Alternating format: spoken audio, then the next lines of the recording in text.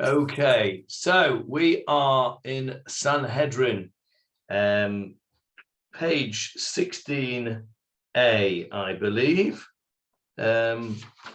Yes, let's get that up on the screen straight away. And then we can start where we left off from last week.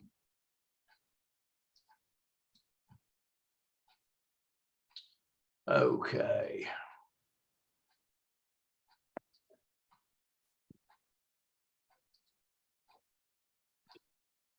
Right. You should be able to see what's going on there. Yeah, good. Right. So we were talking about this bit here on the screen. We left it over here at the bottom of this page, but just for context, I'm going to start from here. Velo et Kohen Gadol. And so that was the Mishnah said that anything to do with the Kohen Gadol, and I use those words advisedly because we're going to see in a minute what exactly the matters pertaining to the Kohen Gadol are referred to here. But matters pertaining to the Kohen Gadol had to be judged by the full Sanhedrin of 71 people, the High Court. And what the Gemarah wanted to know was, how did the Mishnah know that? Mina Hanimili, where do we get that from? How did Rabbi Yehuda Nossi, who wrote the Mishnah down, where did he learn that from? And this chap here, Rav Ada bar Ahava, came up with a suggestion. He suggested it was the verse in Parashat Yitro, which we've been dealing with quite a lot. And this was Yitro's advice to Moshe, saying, you're going to wear yourself out here. You're sat here all day long and everybody's queuing up to see you. You need to make a court system. And the lower courts will deal with the small matters. And then it says, Kol hadavar hagadol yaviu elecha. And literally, every great matter shall they bring to you. Okay, and so this Rav Ada bar Ahava interprets this verse, every great matter, to mean Dvarav shel Gadol, the matters pertaining to a great person, as opposed to major cases. It was really cases of major people. That was his opinion. And the Gemarah, this is where we left it last week. What we're going to do now is the last bit we did, and actually it wasn't last week because last week was Yom Ha'atzmaut, but 2 weeks ago. This is what we did last week. Meitvei, the Gemarah asked a question. He was not happy with this.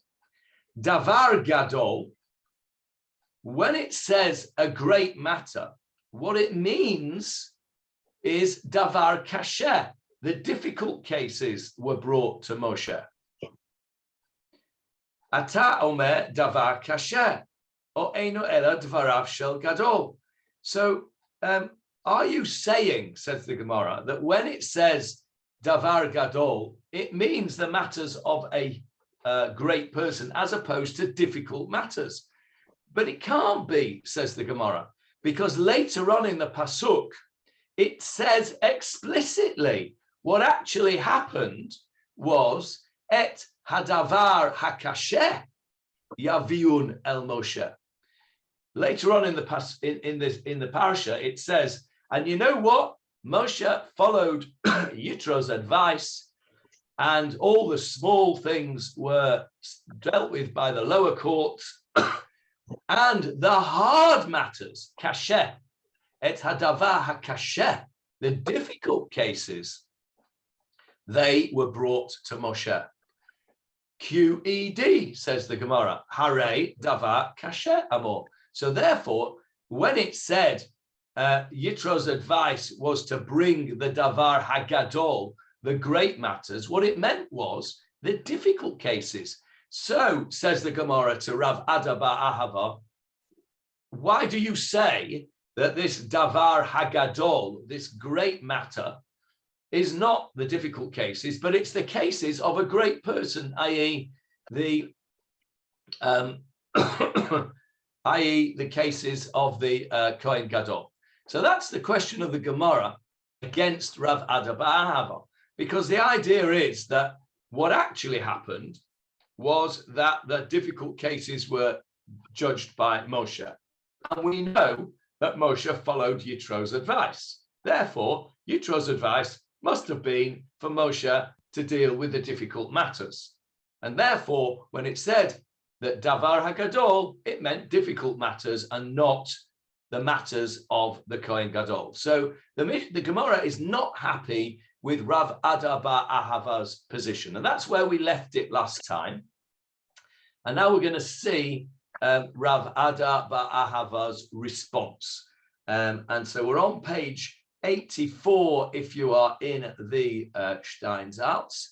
That's what we've got on the screen. And we're on 16a3 if you're in the art scroll.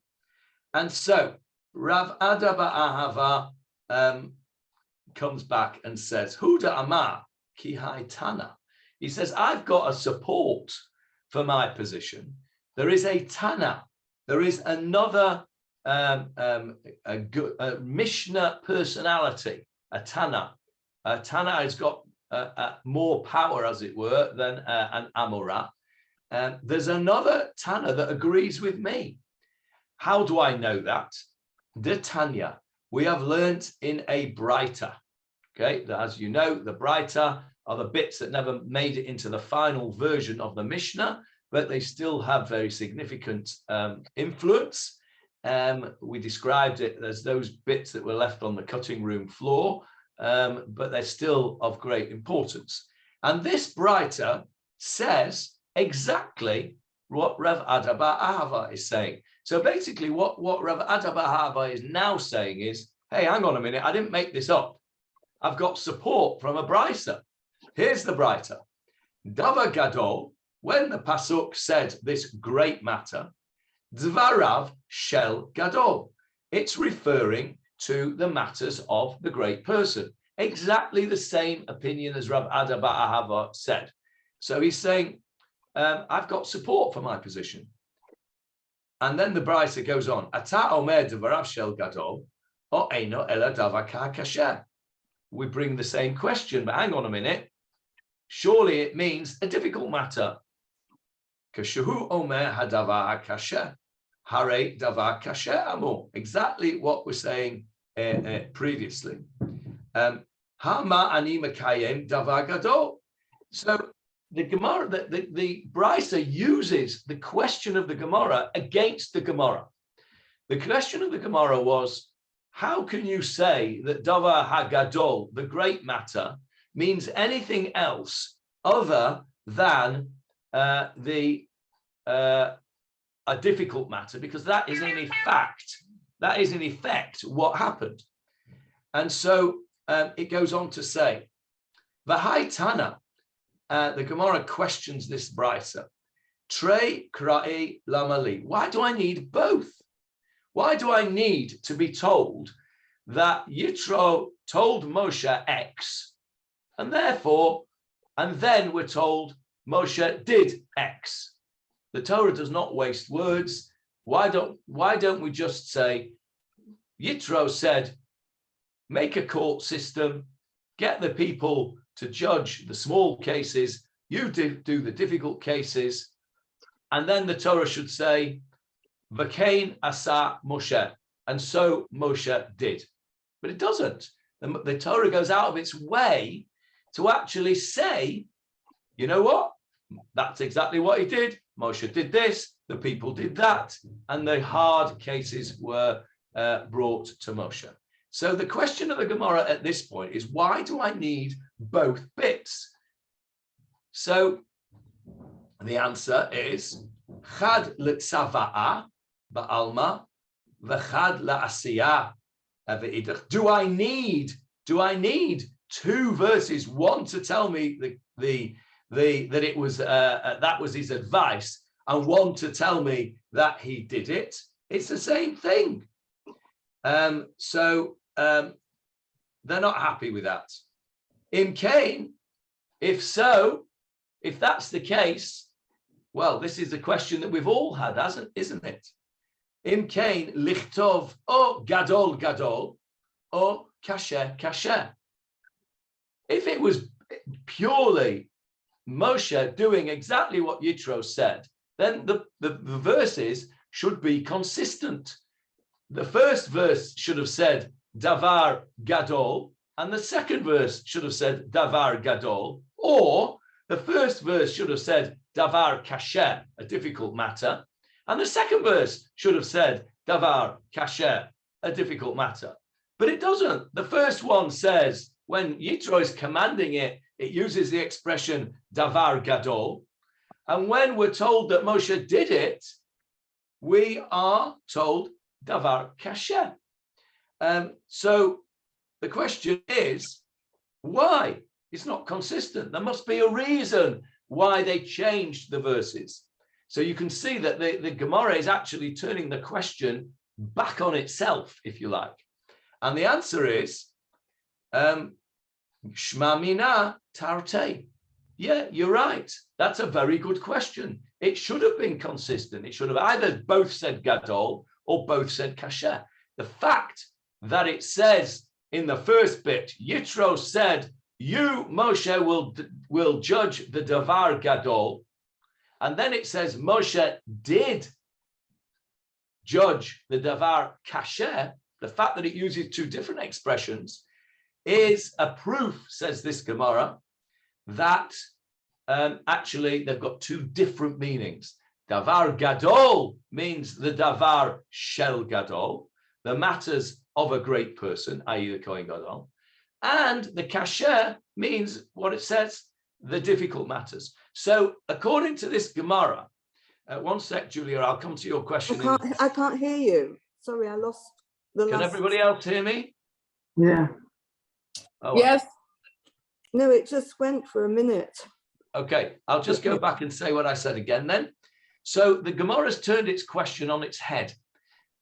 It's saying that initially we said the fact that Moshe did judge the difficult cases, we know that because that's fact. It says Moshe judged the davar hakasher.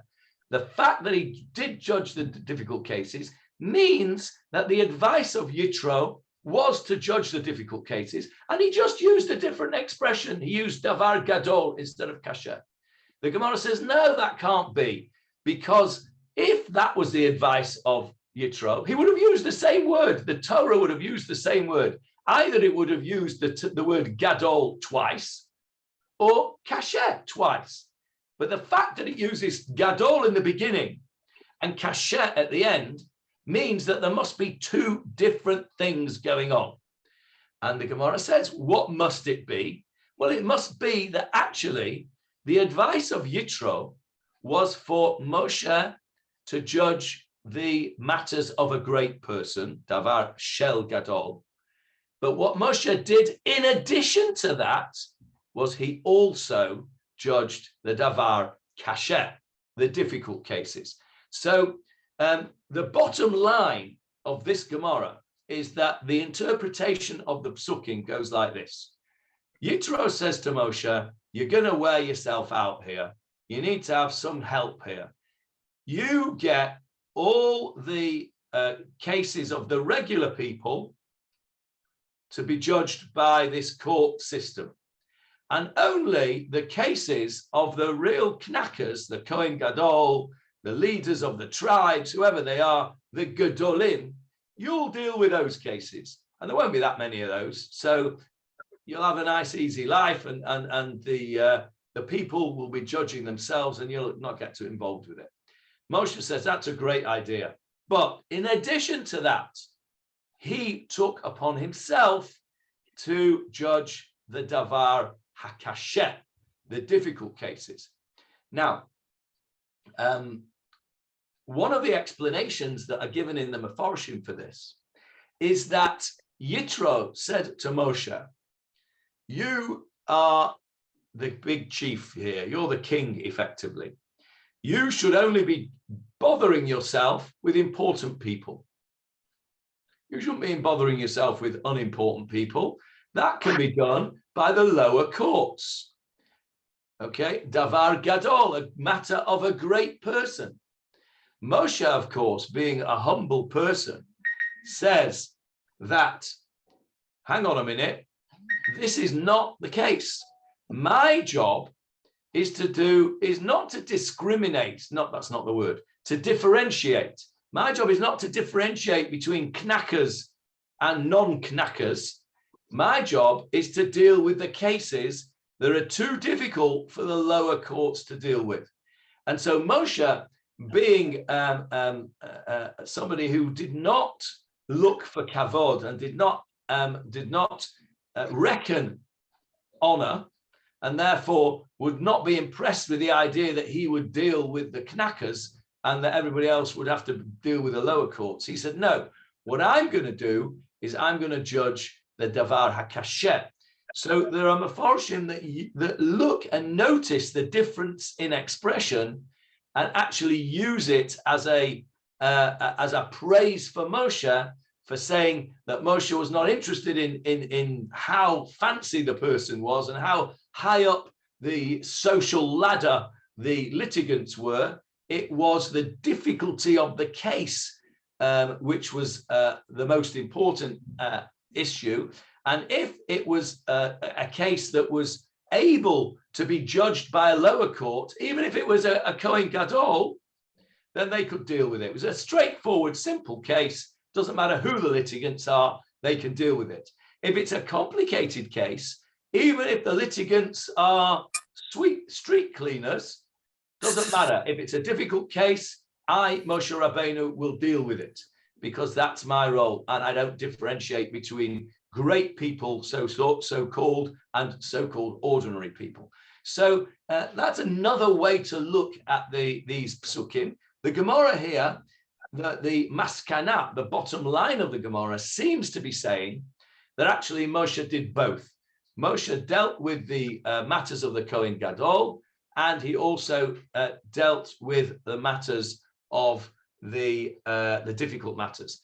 There is a bit of a problem with Moshe dealing with the matters of the Kohen Gadol. What is that?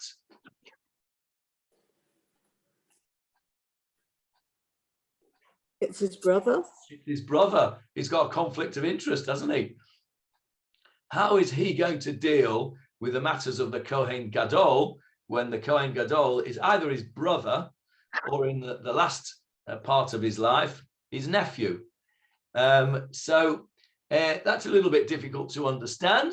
And so therefore the explanation that Moshe did the davar hakasher may actually fit more neatly, that he dealt with the difficult matters, not necessarily the matters of the Kohen Gadol. But that the Gemarah is learning that from here, not necessarily, I suppose, that Moshe himself did that, but that was the concept that the Moshe Rabbeinu, who is in effect the Sanhedrin Agadol in place of the 71 judges, that is where they want to take the source for the Mishnah that says 71 judges have to judge the Kohen Gadol. It's not entirely satisfactory, is it really? Because we've got all these questions really. We've got the questions of what did Yitro really mean? How could Moshe Rabbeinu judge Aaron HaKohen if there were indeed any cases against Aaron HaKohen? But nevertheless, that's what the Gemarah is left with. And we are there at this point. Bottom line of this particular part of the Gemarah is that because there are two different words used, one for the commandment and one for the carrying out of that commandment or of that instruction by Yitro, there must have been two different things going on, one of which was the difficult matters and the other was the matters pertaining to the Gedolim, the great people of the people. Right. Any questions on that before we go on to the next little bit about the Kohen Gadol? Any questions on that so far? No. Okay, so let's go on. We're over here now. A question. Yeah. Yes, Michael. Sorry. Didn't it say? So did it say? Am I mistaken, or didn't it say somewhere that Moshe would follow what Yitro suggested? Let's have a look at the psukim, shall we? It's in. Oh, hang on a minute. Get rid of that phone call. It's in Parashat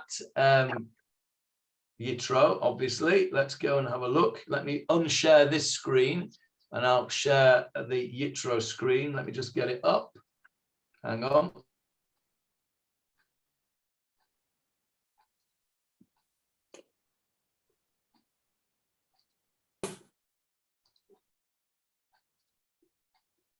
Right, so there we go. Let me share the screen again. Tell me when you've got it. Okay, there it is. So here's Yitro comes along, and the next day Moshe sat down to judge the people. When Yitro saw what he was doing, he said, "Nah, this is no good." He said, "You're going to wear yourself out, and the people as well. Listen to me, I'll advise you." Here it is. Choose the judges, and here's our pasuk.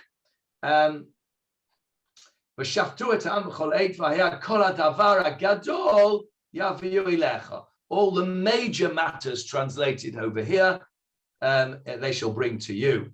And that's absolutely right. There you are, Michael. And that's why the Gemara initially says that we know that what Moshe did was the difficult cases. There it is, hadavar hakasheh, the difficult matters.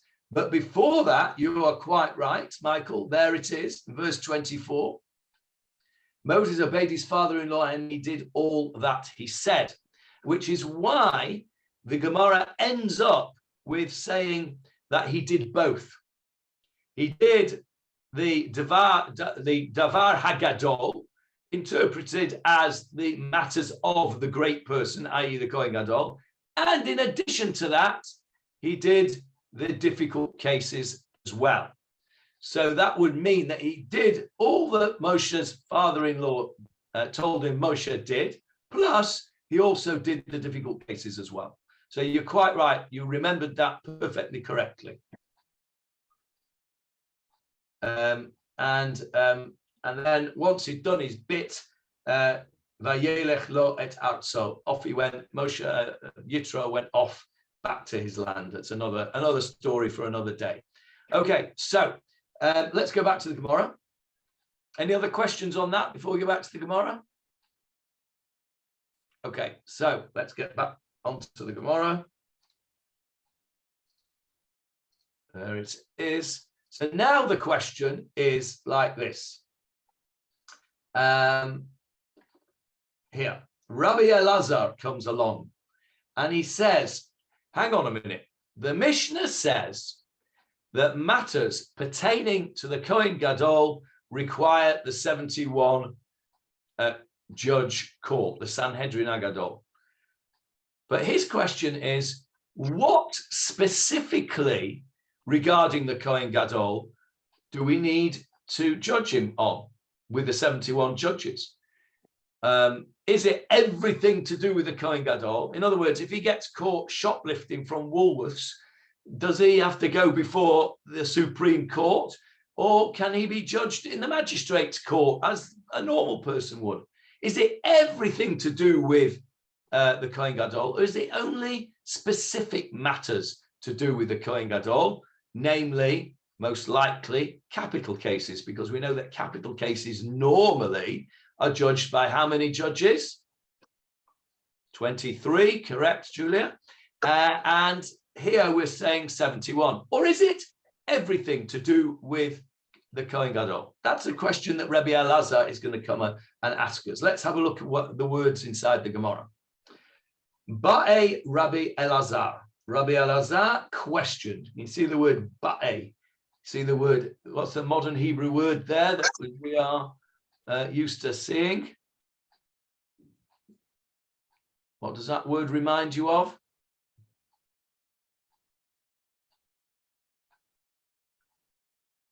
You'll have heard it many, many times. What if I was to say to you, Ein ba'aya? No problem. Ba'aya is a problem. Okay, it's the same word. Ba'e Rabbi Eliezer. Rabbi Eliezer posed a problem, if you like. We translate it as he asks a question. But basically, what is a problem? A problem is a question you have to answer. So, Ba'i Rabbi Eliezer, it's the same word as Ba'aya. Rabbi Elazar asked a question or raised a difficulty. Shoro shel Kohen Gadol bekama. It sounds like one of those jokes, you know, how many people does it take to change a light bulb? How many judges does it take to judge the ox of a Kohen Gadol? What are we talking about here? Anybody know what we're talking about? The ox of a Kohen Gadol? Goring somebody to death? Yes, specifically what type of ox that gores somebody to death? Where there's been a warning? Yes, one that's done it before, one that's got form. Okay, let's have a look. It's in Parshat Mishpatim. So I'm going to take off the Gemara and put on Mishpatim instead. There we go. Let's just share it with you. There is Parshat Mishpatim, and I've highlighted the bit. And if a bull gores a man or a woman, that one dies. The bull shall surely be stoned, and its flesh shall not be eaten. And the owner of the bull is clear. That's a straightforward first-time offence. The ox gets put to death, and the owner is what's the word? Is exonerated. It's a bit, I suppose, today's equivalent would be, God forbid, a dog mauls somebody, a first-time offence. The owner is not held responsible. But look at verse 29. V'im shor nagachu mitmol shilshom. If this is a habitually goring bull from yesterday, mitmol, same word as etmol, yesterday, you'll be familiar with that. Shilshom, we've had many times before, the day before yesterday, from the root shalosh, 3 days. Today, yesterday, the day before, 3 days ago. So Shilshom is the day before yesterday. So if this is a habitually goring ox, Vahu ad bibalav, and its owners have been warned. They've been warned. Have a look at this word here, Vahu ad. What can you see in there that you might be familiar with? What word can you see in there? Aid, witness. Aid, yes, Johnny, yes, aid, which means? Witness. Witness. So there's been testimony against this. The owner has been officially warned. Okay, he's been warned. And then what happened? V'lo yishmerenu, but he didn't look after this bull properly. He didn't have it on a leash, or the leash wasn't long enough, short enough, or whatever. In our case, the dog didn't have a muzzle on. V'hemit ish oisha, and he goes along and kills a man or a woman. Hashor yisakel, the ox shall be stoned. V'gam ba'alav yumat, and also its owner shall be put to death. This verse should be familiar to you because we went into it in great detail a couple of months ago when we were dealing with how many judges we needed to judge various things, including this animal.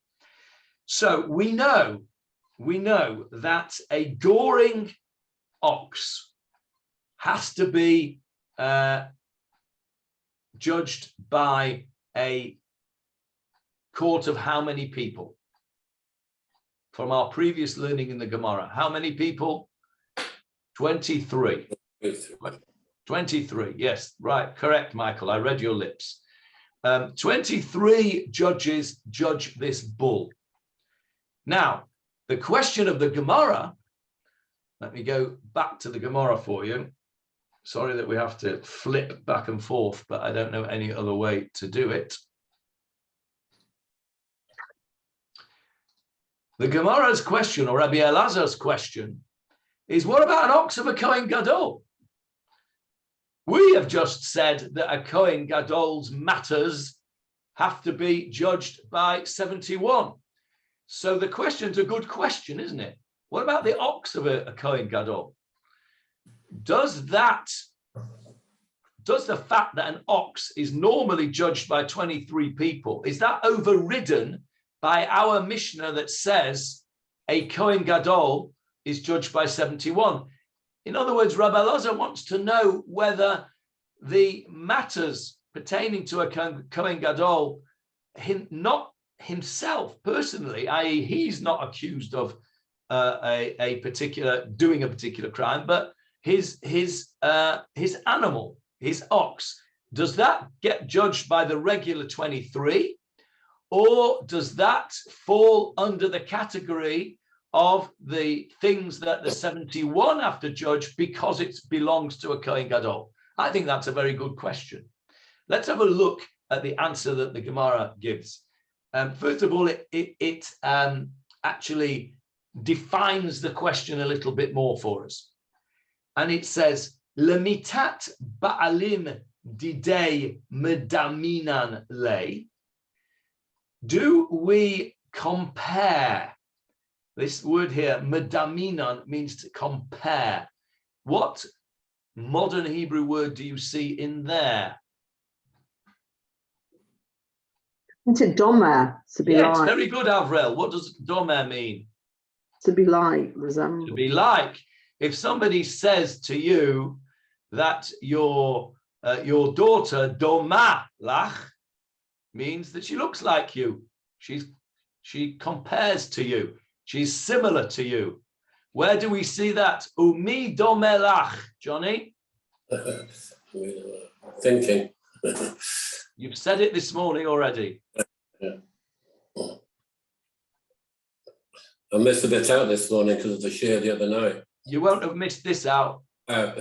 Is that who compares to Hashem? Who's compared to Umi Hashem? dome lach.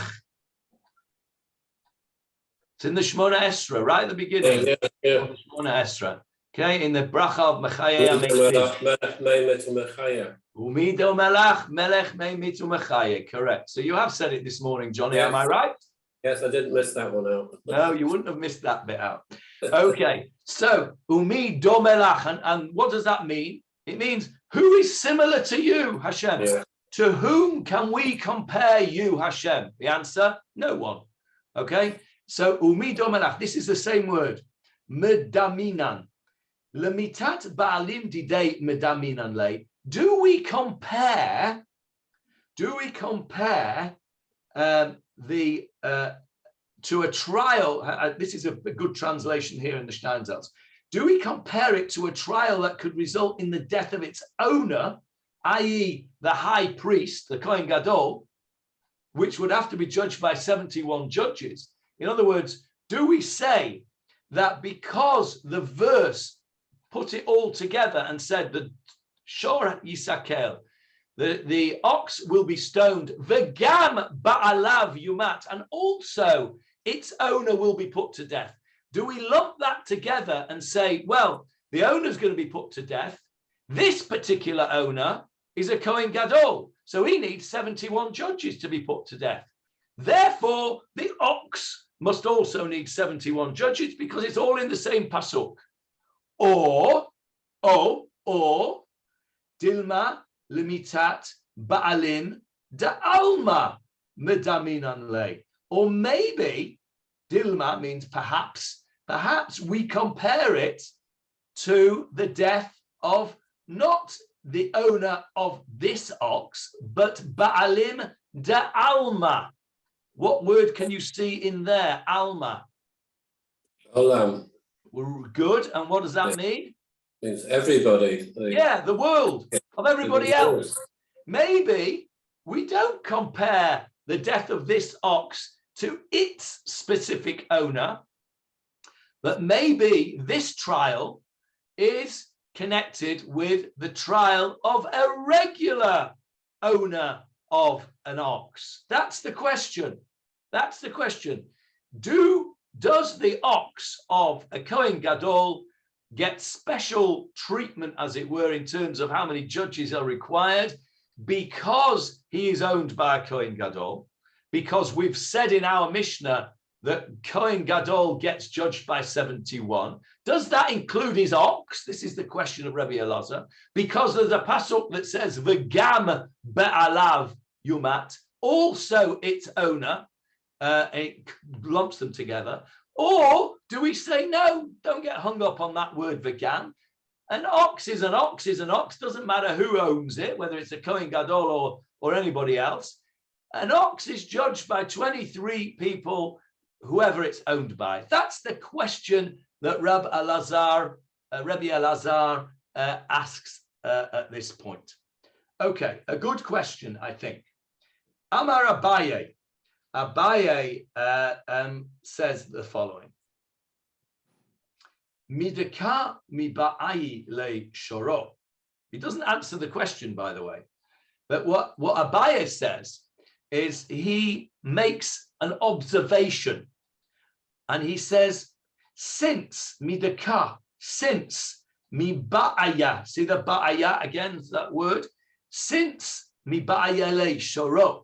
Since Rabbi Elazar chose to frame his question about the property of a Kohen Gadol surrounding an ox,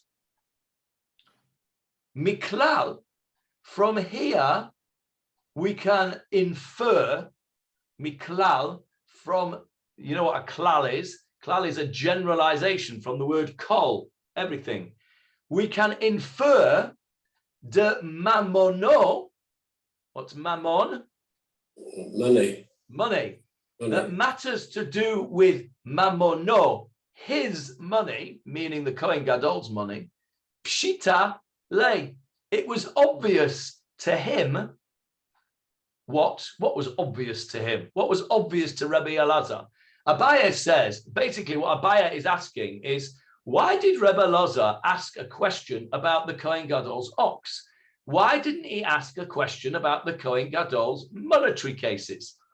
We know that, don't we, that oxes, that's not the right word, oxen are judged by 23 judges because they are compared to their owners who are going to get put to death if they are a warned ox.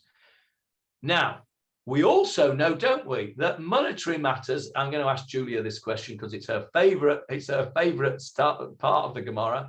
Monetary matters are judged by, Julia, 3 judges. And that was the very, very first words of our Gemara, which we learnt in November 2019. The matters of monetary matters are judged by 3. So what Abaye is saying is, hang on, Rabbi Elazar, you could have asked the question differently.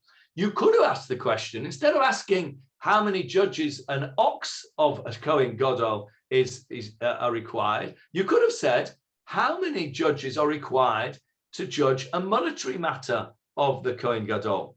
And what Abaye says is, since Rabbi Elazar did not ask that question, then it must be obvious to Rabbi Elazar what the answer is.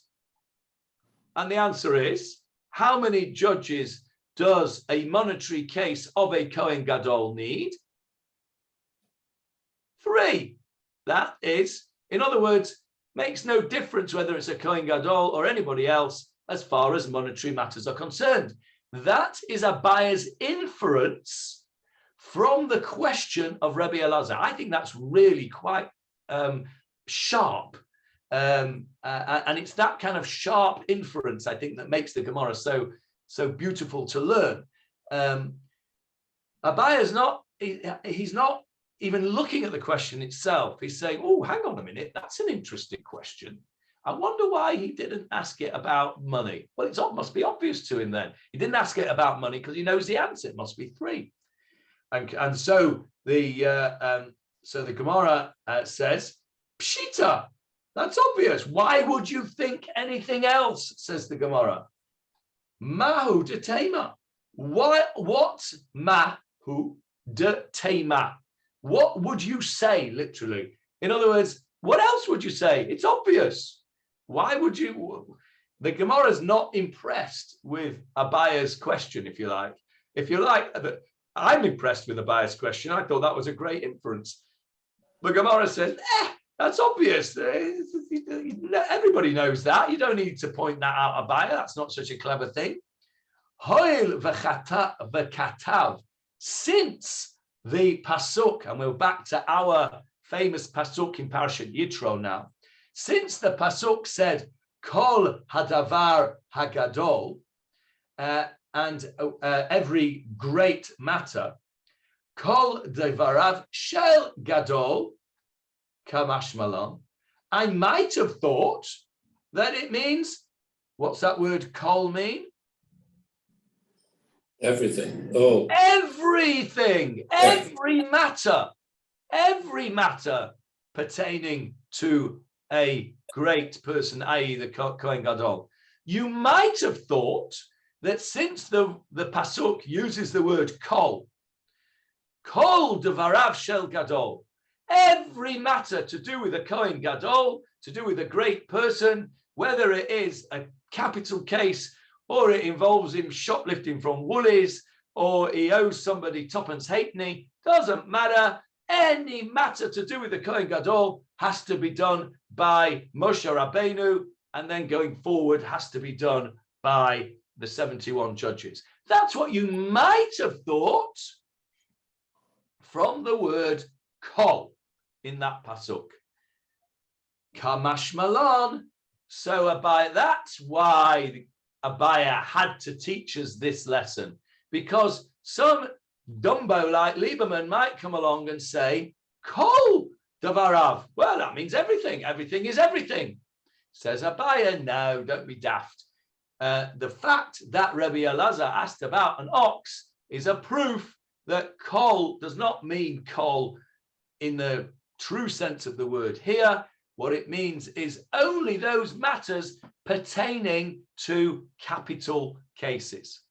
Now, the question of Rabbi Elazar is a good question, because this could be a capital case, couldn't it? Because if this ox, which is a habitually goring ox, is found guilty and it's owned by a Kohen Gadol, we have a pasuk that says Gam ba'alav yumat. Also, its owner is going to be put to death. So that then turns into a capital case of a Kohen Gadol, and therefore we need 71 judges. So it turns out that the question of Rabbi Elazar is a very, very good question. And the inference of Abaya is not so obvious as the Gemara would have us believe. And because of that word kol, we needed Abaya to come along and clarify for us that when the Mishnah says that the matters pertaining to a Kohen Gadol require 71 judges, it's talking about capital cases, not monetary cases, which are judged by 3 like everybody else, but anything that could turn out to be a capital case needs to be judged by 71 judges if it's a Kohen Gadol. And the bottom line was, we learned that out from the psukim that we said before, from Parshat Yitro, from the fact that it was not consistent. It didn't say Gadol at the beginning and Gadol at the end, or it didn't say Kasher at the beginning, difficult, and then Kasher at the end. It said Gadol at the beginning, Kasher at the end, meaning that there must have been 2 different things going on that Moshe judged, one of which was the difficult matters, and the other thing was the matters pertaining to the Kohen Gadol. And then we refined that to say only the capital matters pertaining to the Kohen Gadol require 71 judges. So a monetary matter stays exactly as we have said back in the Mishnah right at the beginning, the very first words of our Gemara, of our Mishnah, in fact, Divrei Mamonot Bishlosho. bishloshah. The three needs three people to judge monetary matters, even if you are a Kohen Gadol. Would they try them together, Johnny, the ox and the Kohen Gadol? Well, I think one follows on from the other, Johnny. The Kohen Gadol might say, well, I didn't hear the second witness tell me about that it gored somebody the other day. Well, I think it all follows on. That would be, yes, I think you're right. They would do it together because the ox cannot give its own testimony because it can't speak.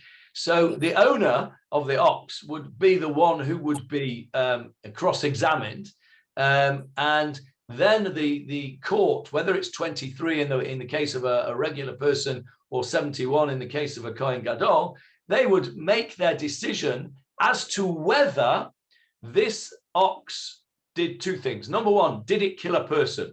Maybe the Kohen Gadol or the owner will turn around and say, wasn't my ox.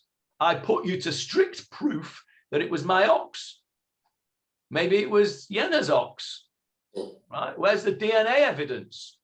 It wasn't me, Gov. So that's number one that the court will have to decide. Did the ox kill the person?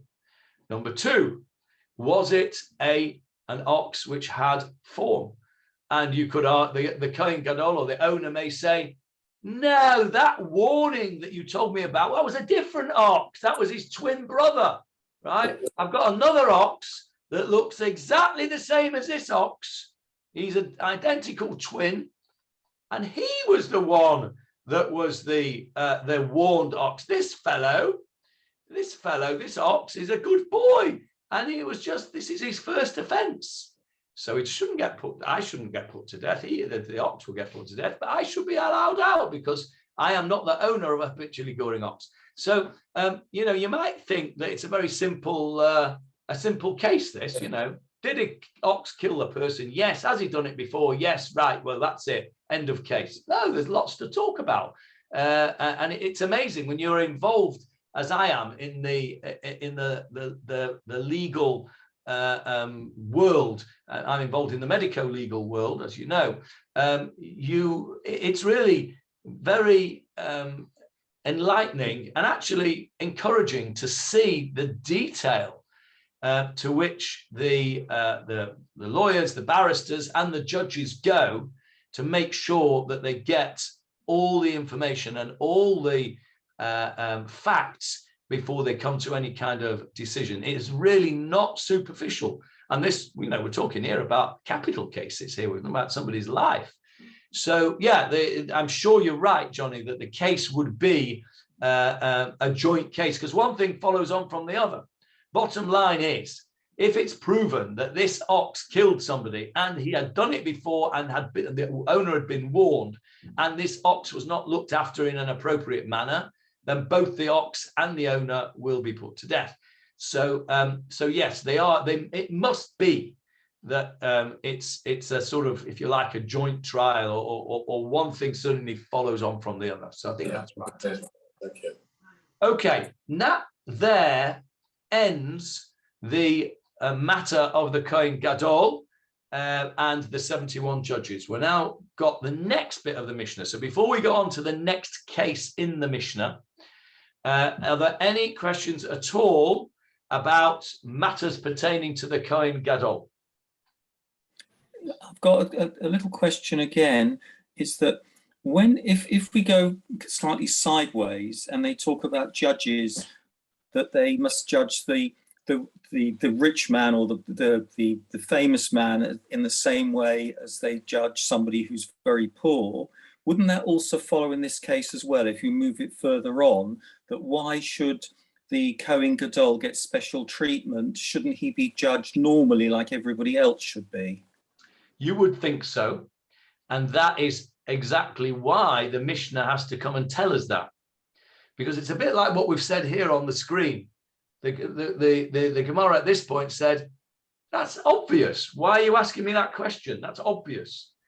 The fact that the Mishnah has to specifically tell us that a Kohen Gadol has to be judged by 71 means that we would think otherwise. Are you with me? We would think exactly as you have said. Well, he's a person, He still goes to the toilet like everybody else. He's a human being. So he should be judged like a human being. The Mishnah is telling us no. In the position of a Kohen Gadol comes with the privilege, if you like, or the opposite of a privilege, whatever that is, the responsibility that you get judged by a higher court, and it comes with the territory, if you like, and I don't think that what you said is 100% correct, and that is we're not dealing with wealthy people here necessarily. You said if a person was rich or is poor, a rich and a poor person will get judged by the same court. It's the Kohen Gadol's position, not his wealth, that's important. And of course, the same goes for a king, because we've already said, I know we've not actually learnt it yet, but we've mentioned it. That is that the king doesn't get judged at all. The king is above the law. And we've looked into this, didn't we? Do you remember we looked it up in Google that the British monarch cannot be brought to court for anything. So King Charles can do what he likes now. He couldn't when he was Prince Charles, but he can now. He's above the law.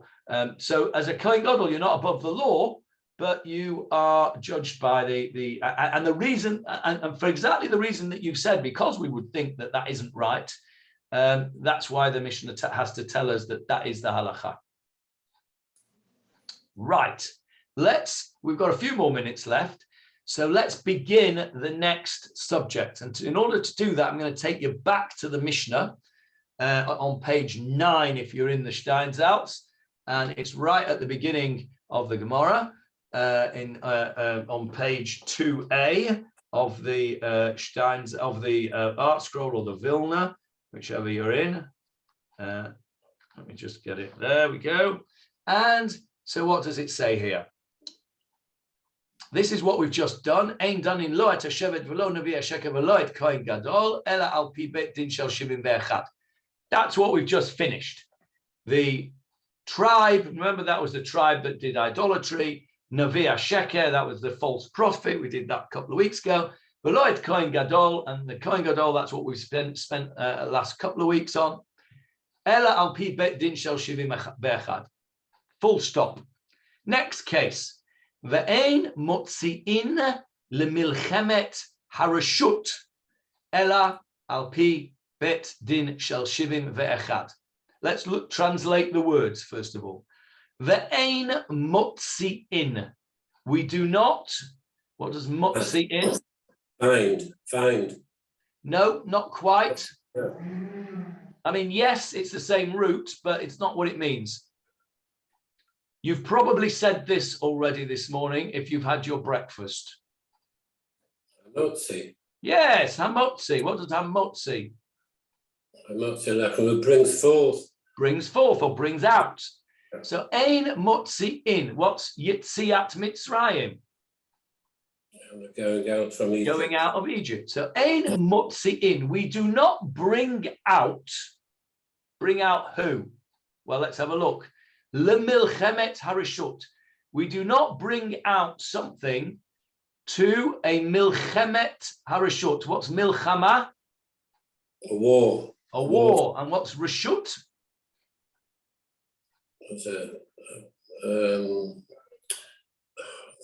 Julia, I can't lip read you on this occasion. Unmute for me. Yeah, private, is it? No, not private. That would be Pratty, but you're on the right lines. Rashut, Julia? No, I was wondering if it was a bad war. A bad war? You mean from Ra? No, that would have a resh and an ayin. What's Rashut mean? Permitted. Yes, Avril. Give me an example of where you've heard that word before. Birshut, Rabbanai, before. Birshut, Rabotai. Yeah, with the permission of my masters. Yeah. Yes, correct. Birshut. We say it when we say hamotzi. You might have even said it this morning, Johnny, when you had your test. Birshut. You would only say that if there's other people there. You won't say birshut if there's nobody there, because there's nobody to ask permission of to say the bracha. So birshut means with the permission. So milchemet harashut means a war that you are permitted to undertake. That sounds a bit weird. What's the opposite of a milchemet reshut? One that were commanded to fight. Yes. You might think, I was hoping somebody would give me the wrong answer then, because the opposite of a war which is permitted, you might think, is a war that is not permitted. But that isn't the case. Avril is quite right. A milchemet mitzvah. A milchemet mitzvah. What's a mitzvah? Commandment. A commandment. So a milchemet mitzvah is a war that you are commanded to do. A milchemet reshut is a war which you are permitted to undertake, but you are not necessarily commanded to undertake. And that's what the Mishnah is talking about. Now, we need to define those types of war, don't we? The first implication of this, let's just forget for a moment what the two terms mean. Those are the two types of war there are. A milchemet mitzvah, a war that you're commanded to undertake, and a milchemet reshut, one which you are not commanded to undertake, but you are allowed to undertake. The milchemet reshut, the one that you are permitted to undertake but are not commanded to undertake, you need to have the permission of what? Of the full Sanhedrin. Ein motzi'in lemelchemet hareshut. We do not take out the people, in brackets, it doesn't say the people, but that's what it means. We do not go out to war for a milchemet reshut, for a permitted war, ella, only, it's an ein ella sentence. Remember, ein ella means only al pi beit din shel shivim ve'echad. Only if we have the authority of the 71 judge Sanhedrin.